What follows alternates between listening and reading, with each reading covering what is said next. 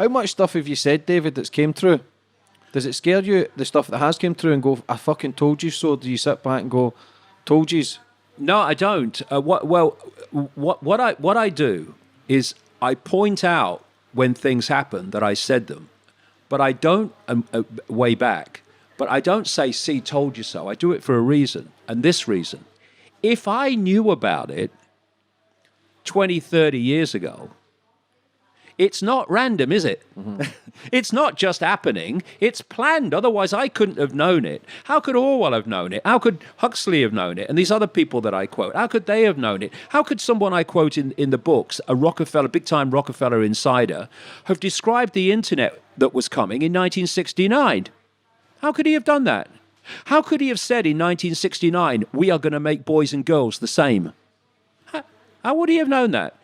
Because there's a plan, and it's projected much further ahead than people realize. Do you think the plan for the people controlling the world maybe are 100 years ahead, 200 years ahead? Yeah, because it's another big story. Once you go off into another force that's not human, their timeline and their projections are not the same that we live in, where we, if you're going down a river on a canoe, you see as far as the next turn in the river.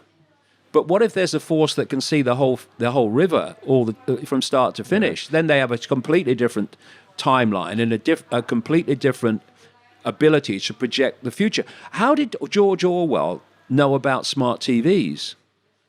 Smart TVs, and we're only seeing Mark 1, 2, 3 at the moment, not where they're planned to go.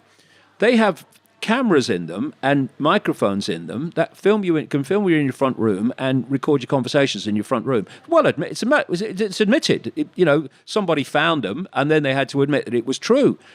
In 1984, which came out in 1948, George Orwell was talking about in the 1984 society that there were telescreens in every home, and the telescreens were constantly filming you. But Big Brother's watching. Big Brother's watching. So, because it's a projected long into the future, if you can access that, either because you're an insider or 30 years of bloody research full time, then you can predict the future. Because the simple thing is, if nothing intervenes to stop that process unfolding, that will happen. So you can predict the future. The whole point of what I do is to alert enough people eventually to all these things that there is an intervention. And it is stopped because a few people, and it is a few in full knowledge in the shadows, cannot manipulate and direct the lives of 7.7 billion because they don't have the numbers. To do it, they have to manipulate the perceptions of the population, which becomes the behavior of the population. Thus, the population behaves in a way that the few can control the many. And the key factor above all other factors is to keep that target population in complete ignorance of what you're doing.